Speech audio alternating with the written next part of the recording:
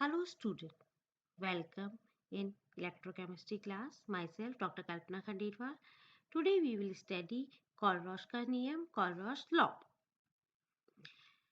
From the study of equivalent conductance of electrolyte in infinite dilution, Colrosh discovered an interesting relationship between conductivity and transport number.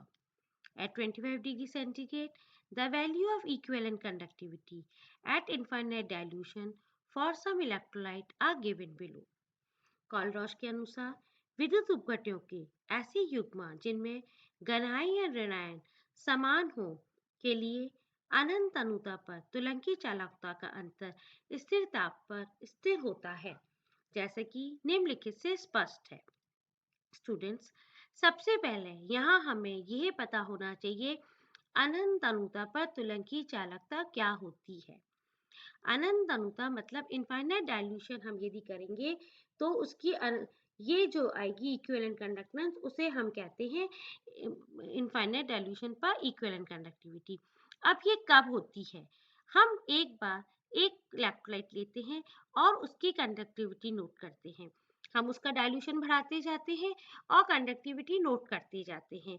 एक dilution एक time पे हम देखेंगे कि हम कितना भी डाइल्यूशन बढ़ा लें पर उसकी इक्विवेलेंट कंडक्टिविटी या तुलंकी चालकता में कोई अंतर नहीं आता है। उस पॉइंट को हम कहते हैं उसकी अनंत अनुता पर तुलंकी चालकता। यहाँ हम जीरो भी लगा देते हैं ऊपर, क्योंकि उस समय हम उसको जीरो कॉन्सेंट्रेशन भी कहते हैं। ये हमारा होता है अनंत अनुता पर तुलंकी चालकता। अब कॉलरॉश ने क्या देखा? कॉलरॉश का नियम हमें दोनों वीक और स्ट्रॉन्ग दोनों इलेक्ट्रोलाइट के लिए बताता है।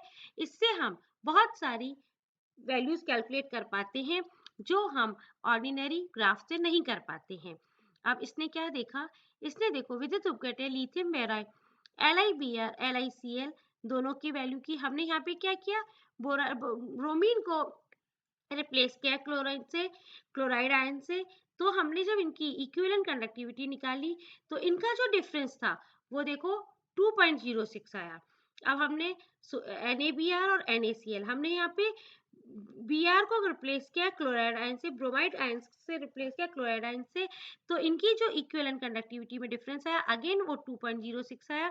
यहाँ भी हमने रिप्लेस किया तो हमारा 2.06 आया। अब यहाँ हमने क्या किया? यहाँ हमने पोटेशियम को रिप्लेस किया सोडियम आयन से, तो हमारा डिफरेंस आया 23.41।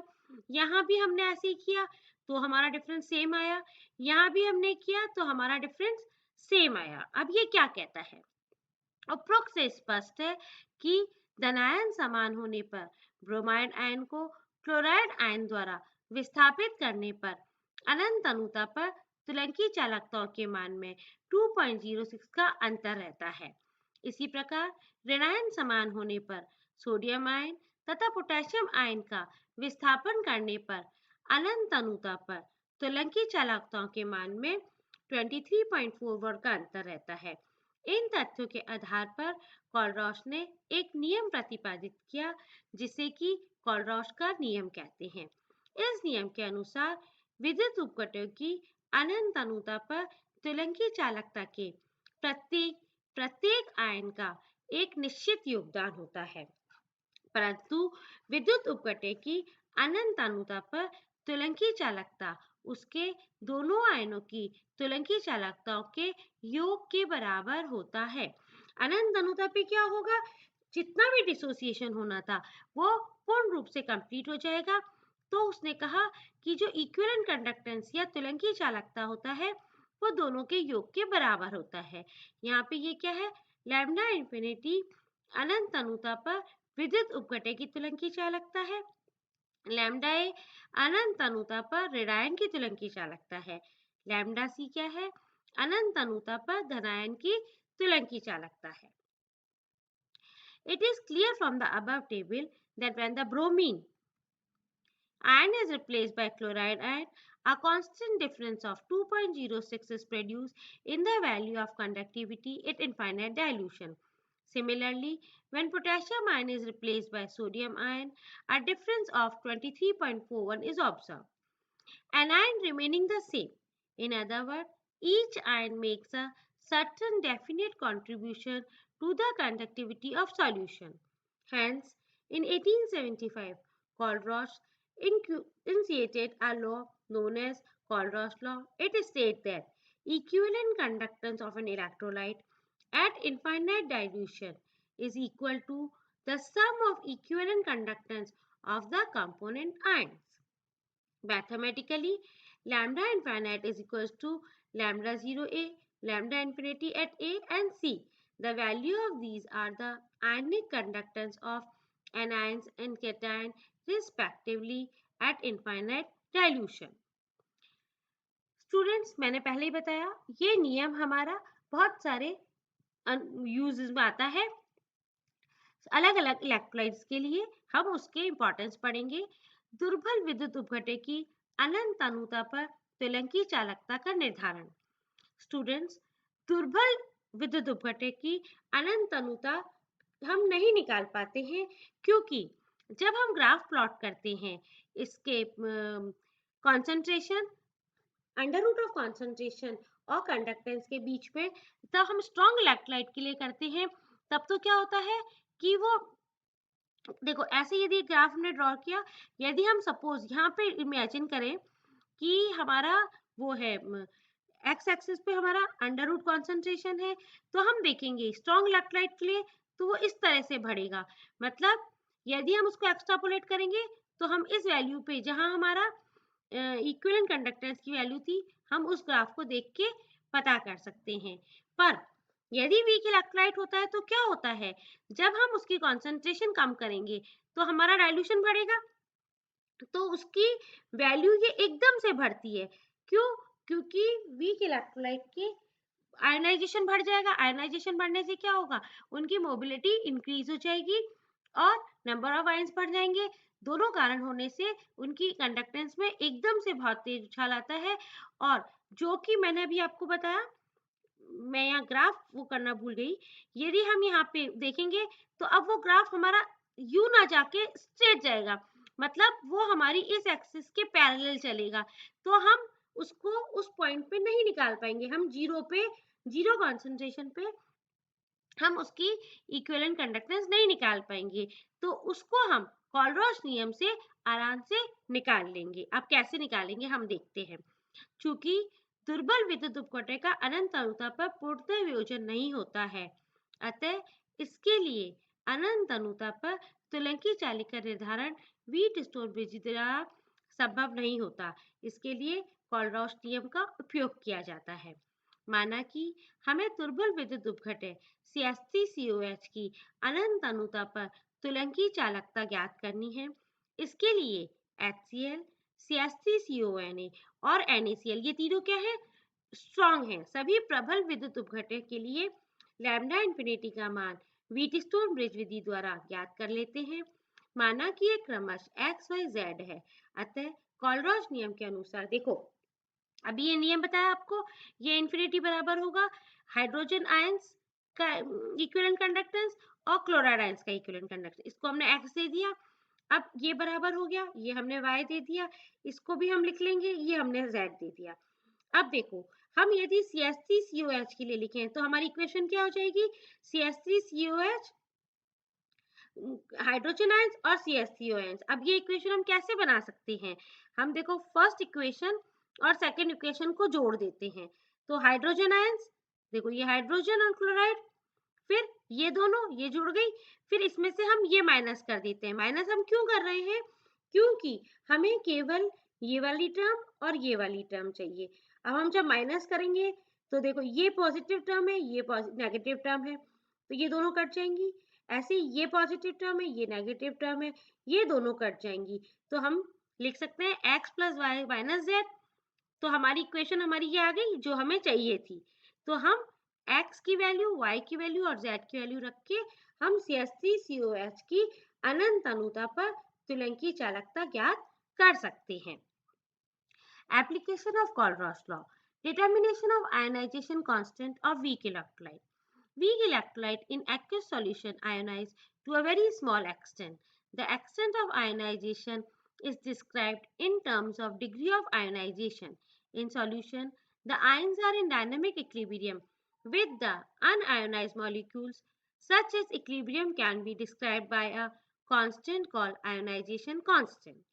For example, a weak electrolyte, the ionization equilibrium is AB is equals to A plus B. Ionization equilibrium can be written as K is equals to concentration of AB and AB. And this is degree of ionization. It can be written as equivalent conductance at that concentration divided by equivalent at infinite concentration. With the help of this, we can calculate the degree of ionization. आयनिक चालकताओं का निर्धारण. चूंकि किसी ion की आयनिक चालकता उस ion की गति के अनुक्रमानुपाती होती है, अतः equivalent conductance of anion is directly proportional to mobility of this. This is equals to KUA. ऐसे ही कैटायंस की हो जाएगी ये, और ये भी ये आ गया. अब कॉलरॉज लॉ के अनुसार this is equal to lambda infinity, यहाँ हमने रख दिया, ये इक्वेशन हमारी बन गई. अब हम यदि इसको भाग देते हैं तो हमारा क्या हो जाएगा, लैम्डा सी अपॉन दिस के यू सी दिस, ये टी पॉजिटिव ऐसे ही हमारा टी नेगेटिव के लिए हो जाएगा. और हम इससे अभिगमन अंक, ये हमारी अभिगमन ट्रांसपोर्ट नंबर कहलाती है, ये हम आगे पढ़ेंगे बच्चों. अत धनायन का अभिगमन अंक तथा अनंत अनुता पर प्रबल विद्युत उपघटे की तुलन की चालकता ज्ञात होने पर धनायन के आयनिक चालकता की गणना की जा सकती है. इसी प्रकार हम एनायन की कर लेंगे. Determination of molar equivalent infinite conductivity for weak electrolyte. The molar conductivity of a weak electrolyte at infinite dilution cannot be determined by extrapolation method. मैंने आपको explain किया था. However, these values for weak electrolyte can be determined by using the Colruyt equation. The same thing. Now the determination of degree of ionization of a weak electrolyte. The Colruyt law can be used for determining the degree of ionization of a weak electrolyte at any concentration. If lambda Cm is the molar conductivity of a weak electrolyte at any concentration C, and lambda this is the molar conductivity of an electrolyte at infinite dilution, then the degree of ionization can be given as this divided by this. This is the addition of cation and anion. Thus, knowing the value of this and this, the degree of ionization at any concentration can be determined. दुर्बल विद्युत उपघटकों का वियोजन की मात्रा का निर्धारण. किसी दुर्बल विद्युत उपघटकों के वियोजन की मात्रा को निम्नलिखित समीकरण द्वारा व्यक्त किया जाता है. Lambda we upon lambda infinity. Lambda V दी गई तनुता पर दुर्बल विद्युत उपघटक की तुलन की चालकता होती है. लैम्डा इन्फिनिटी अनंत तनुता पर दुर्बल विद्युत उपघटक की तुलन की चालकता होती है. लैम्डा वी का मान व्हीटस्टोन ब्रिज द्वारा ज्ञात कर लेते हैं. लैम्डा इन्फिनिटी का मान हम कॉलरॉस लॉ द्वारा ज्ञात कर लेते हैं. और इस तरह से हम किसी भी एक दुर्बल विद्युत उपघटन की डिग्री ऑफ डिसोसिएशन कैलकुलेट कर लेते हैं. अल्प विलयन लवणों की विलेयतों का निर्धारण. अल्प लवण जैसे AgCl, BaSO4, PbSO4 आदि जल में अल्प विलय होते हैं, अतः इनकी विलेयताओं के मान किसी रासायनिक विधि द्वारा ज्ञात नहीं किया जा सकता. इनके मान चालकतन मापन द्वारा ज्ञात किए जाते हैं. माना कि हमें 25 डिग्री सेंटीग्रेड पर सोडियम क्लोराइड की जल में विलेयता ज्ञात करनी है. इसके लिए शुद्ध AgCl को अशुद्ध जल में डालकर गर्म करते हैं, फिर 25 डिग्री सेंटीग्रेड तक ठंडा करते हैं. इस प्रकार AgCl की अल्प मात्रा जल में घुल जाती है और शेष मात्रा नीचे बैठ जाती है. मतलब जितनी इसमें घुलनी होती है वो घुल जाती है, क्योंकि वो अल्प, देखो पहले हमने बोला अल्प विलय है, तो वो कुछ घुलती नहीं है और वो नीचे बैठ जाती है. इस विलयन को 25 डिग्री सेंटीग्रेड पर ताप स्थायी थर्मोस्टेट में रखकर चालकता उपकरण द्वारा विलयन की चालकता ज्ञात कर लेते हैं. इस प्रकार से प्रयुक्त जल की भी चालकता ज्ञात कर लेते हैं. अब AgCl विलयन की चालकता में से जल की चालकता घटाकर AgCl की चालकता ज्ञात कर लेते हैं, जिसमें सेल स्थिरांक को गुणा करके AgCl की विशिष्ट चालकता ज्ञात हो जाती है. माना कि इसका मान Kv है. माना कि AgCl की जल में विलेयता S ग्राम तिलंकी प्रति लीटर है. AgCl का S ग्राम तिलंकी घुला हुआ 1 लीटर विलयन में 1 ग्राम तिलंगी विला घुला हुआ है 1/s लीटर में, और V हो गया 1000/s मिलीलीटर विलियन में। अतः विलियन की तुल्यन की चालकता Kv into v, lambda V is equals to Kv into 1000/c, देश की यूनिट हो गई। चूंकि AgCl अल्प विलेय है, अतः इसके लिए लैम्डा V मतलब equivalent conductance at that volume and equivalent conductance at infinite के समान होंगे, अर्थात Kv into 1000s is equals to lambda infinity. परंतु कोलरॉश नियम के अनुसार ये हमें पता है, हम यहाँ इसको सब्स्टिट्यूट कर लेंगे तो S हमारा ये ग्राम तुलंकी प्रति लीटर हो जाएगा, और हमने यहाँ पे क्या किया, इसकी तुलंकी भार से मल्टीप्लाई कर दिया तो ग्राम प्रति लीटर हो जाएगा। तो Kv इंटू 1000 इंटू 143.5, और ये इनका यहाँ पे AgCl इसका तुलंकी भार है। अतः अल्प विलेय लवणों की विलेयताओं का सूत्र निम्न प्रकार से लिखा जा सकता है। सॉल्युबिलिटी हमें किसी की निकालनी है तो क्या होगा, Kv into 1000 into E lambda A plus lambda C। अल्प विलेय लवण का तुलंकी भार हो गया, और ये धनायन तथा ऋणायन की आयनिक चालकताएं हो गई। Determination of solubility of sparingly soluble salt. Salt such as AgCl, BaSO4, PbSO4, which dissolve to a very small extent in water, are called sparingly soluble salt. As they dissolve very little, even a saturated solution of such a salt can be assumed to be at infinite dilution. Then the molar conductivity of a sparingly soluble salt at infinite dilution can be obtained from the relationship we have already discussed in the Hindi part. Now, जल के आयनिक गुणनफल का गणना, ये एक important है, ये exam में डायरेक्ट आता है, आपको वाटर की गणना करनी होती है। जल अत्यंत सूक्ष्म मात्रा में निम्न प्रकार से वियोजित होता है। द्रव अनुपातिक नियम के अनुसार K बराबर हो गया concentration of hydrogen ions OH ions upon water. चूंकि जल अत्यंत सूक्ष्म मात्रा में वियोजित होता है, अतः वियोजित अवियोजित जल की सांद्रता को स्थिर माना जा सकता है। अतः as concentration of hydrogen ion OH ion is equals to constant Kw, अर्थात हाइड्रोजन आयन तथा हाइड्रोक्सिल आयन की मोल प्रति लीटर में प्रदर्शित सांद्रताओं के गुणनफल को जल को आयनिक गुणनफल कहते हैं। इसे Kw द्वारा प्रदर्शित किया जाता है। स्थिर ताप पर Kw का मान स्थिर होता है। इसका मान 25 डिग्री सेंटीग्रेड ताप पर 10⁻⁻14 होता है। Kw का मान चालकता मापन द्वारा ज्ञात किया जाता है।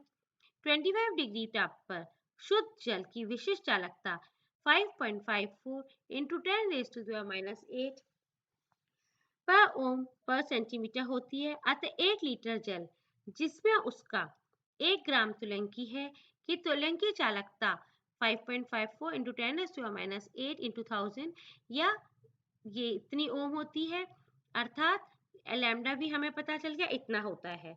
और कोलरॉश नियम के अनुसार हम कहते हैं ये इन दोनों के योग के बराबर होता है। इन दोनों की वैल्यू रख देंगे हम, तो हमारा आ गया ये।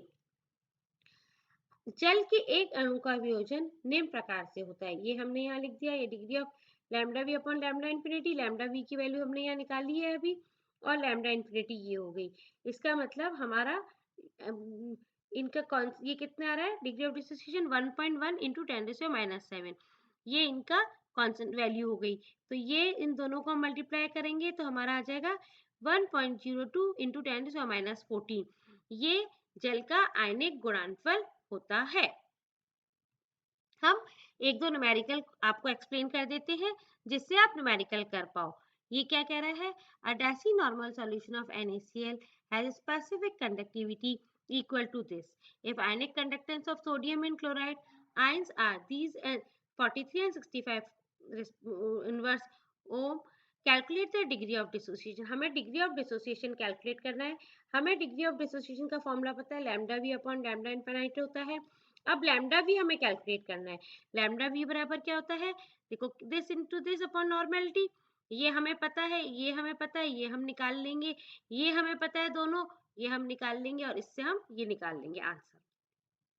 Now, equivalent conductance of NaCl, HCl and C2H5CONa at infinite dilution values are given, calculate the equivalent conductance. ये ऑलरेडी मैंने हिंदी वाले में आपको पूरा एक्सप्लेन किया था।